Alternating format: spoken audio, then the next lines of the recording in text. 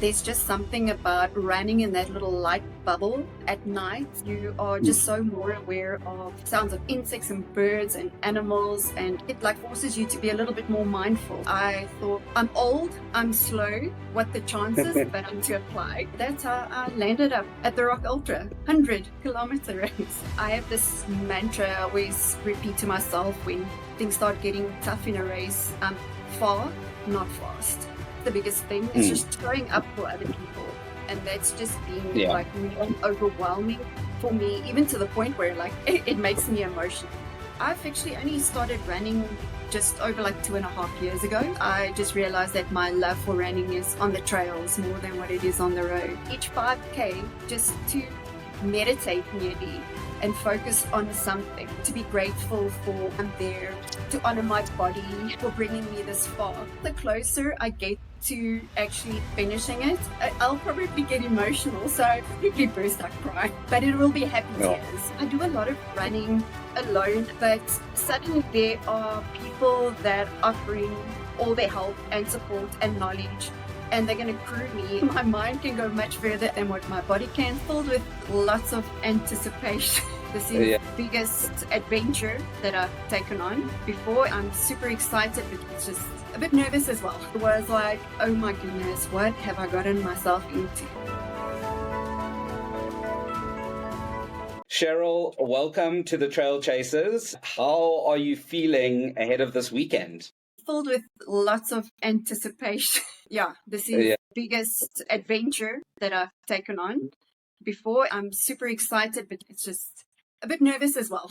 Yeah, so give us a bit of your kind of running background, running kind of history. Yeah, so I've actually only started running just over like 2.5 years ago. And got into trail running and dabbled a bit in road running. This year I did both, but I just realized that my love for running is on the trails more than what it is on the road. And just this second half of the year I've been focusing more on trail running. And still I suppose pretty much a newbie in the sport.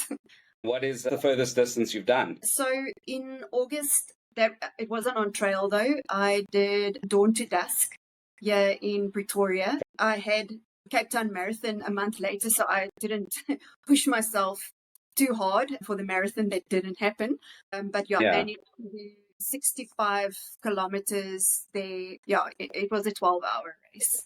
So I did 65. What drew you to the Rock Ultra? So I was tagged in a post by a close friend, and there was the Berg Bitches. They were looking for a female to complete her first 100K. And I thought, I'm old, I'm slow, what the chances, but I'm going to apply.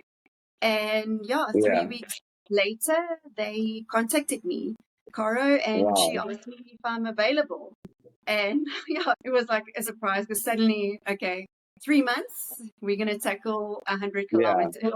That's how I landed up at the Rock Ultra, 100-kilometer race. What was that call like? Were you quite shocked? Were you surprised? What was going through your head? Was there any chance of you saying no, or was it always going to be a yes? I think it would always be a yes. I think I love that concept of misogi, where you take something really big, one big thing. And I think after as well with Cape Town not happening, this really just became my one big thing for this year. And, I'm a back of the pack runner, and I'm out there for a good time, but also a long time. And for me, really just, I want to finish it. Like, that is my big goal. Like, I have this mantra I always repeat to myself when things start getting tough in a race. Far, not fast. And I think that's my whole philosophy behind trail running. I don't have to go fast, but I want to go far. What does it mean to have some, the support from the Berg Bitches? I'm from Pretoria, and the trail running community here is a lot smaller than the Western Cape. The mountains that we have, I suppose, sometimes don't even classify it as compared to what you guys have done there. For me it was, so I do a lot of running alone as well, but suddenly there are people that are offering all their help and support and knowledge, and they're going to crew me this weekend. And I think for me, something that actually challenged me was to accept help. Used to doing things on your own, and then suddenly people like they're rocking up, coaching, with nutrition. We had a meeting with me from Bert and Dirt. He coached me through the 3 months, which was really that was like as part of the entry, the prize. And then with Taryn, Caro, and Marie, they just shared so much wisdom and tips, and we had a lot of good laughs about all the things that happen on long runs and 100-kilometer races and how to get through it. And just, it's showing up. I think that's the biggest thing. It's showing up for other people. And that's just been like really overwhelming for me, even to the point where like it makes me emotional. I realize that I really just need to take it in, like the whole race, but also just the support from an amazing bunch of people that are going to be there for me to get. How was the 3-month coaching? Good. It was I got a program loaded on training peaks each week, and I had to go look for hills in Pretoria, and sometimes I ran the same hill up and down like 10 times. But just a lot of time spent at Wolwespruit, and I went through to the Magaliesberg. I ran there as well. But it's just really great to have someone coach you and that knows what they're doing. I would have never been able to do it on my own. And just that kind of pacing and knowing what to do and when to do it and when's the best time to do it. So that, and just having somebody check in with you weekly and just, how's it going? How are you feeling? Any injuries? Are you sleeping well? So they've really just been there for me, like 100%. How are the confidence levels going into the weekend? Last Sunday, I did my last like long run, which was a time on feet for 4.5 hours. And that was the same weekend as UTCT. And you're watching everybody suffer and struggle that weekend. I was like, oh my goodness, what have I gotten myself into?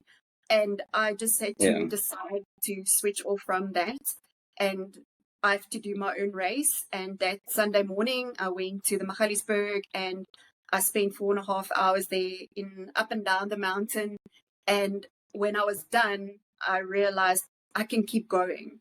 And I think that was so important for me that day, that I realized after that, I wasn't like completely like exhausted. I was like, I can keep going. And I think that was so necessary for me, just in a mindset to take with into the Rock Ultra 100K. It's an adventure. I'm going to take it 5K by 5K. I ordered myself little of 10 little circles, and I'm going to, after every 5 kilometers, transfer them from one side of my running vest to the other. I tend to be very like symbolic and visual, so it's just like a little countdown for me. And each 5K, just to meditate nearly and focus on something, like grateful, to be grateful for why I'm there, to honor my body for bringing me this far. So I actually have a whole list of 20 little things for each 5 kilometer that I'm going to be focusing on. And whoever's taking me is going to have to join me in that. I love that so much. And what is one thing that excites you and one thing that kind of scares you for the weekend? I'm really excited about going through the night. Wolwespruit here, where I trained most of the time. The trails are open till 9 on Tuesdays. So a couple of times I went running there, just practicing with a headlamp. And there's just something about running in that little light bubble at night. Now and again, I had to swat some bugs away. But it was just so... I'm really looking forward to the night running. You are just so more aware of sound and sounds of insects and birds and animals, and I think it like kind of forces you to be a little bit more mindful. So I'm looking forward to the night run. And I think the thing that's probably going to be the biggest challenge for me is just to concentrate and keep up to date with nutrition and hydration. I've been practicing religiously, basically with every single run that I did, and to keep on top of that. I think that will be one of the biggest challenges. And because I think my mind can go much further, I think, than what my body can sometimes. So yeah, it's Yeah. just, it's going to be looking after my body throughout the whole 100Ks. Amazing. And what is the first thing you're going to do when you cross the finish line? Drink a cold beer. I don't know. No, you're definitely going to drink a cold beer. I think the closer I get to actually finishing it, I'll probably get emotional. So I think I'll probably burst out crying, but it will be happy tears. Yeah. And then as I'm drowning with tears, I'll have a beer. Well, I'm really, really excited for you. I think, it's going to be an incredible adventure, and yeah, we'll get you through it. Thanks, man. I really appreciate it. And I look forward to meeting you on Saturday. Yeah, Friday. Cool. Yeah, don't forget, it starts on Friday. I thought maybe you're just going to be there on Saturday. I'm going to be out for a long time. No, I'm there from the start to the finish. Awesome. Yeah, and just thank you so much for the spotlight you put on all these races and trail runners in our country. I mean, it's just amazing. Thank you on behalf of us trail runners. See you. Yes, bye.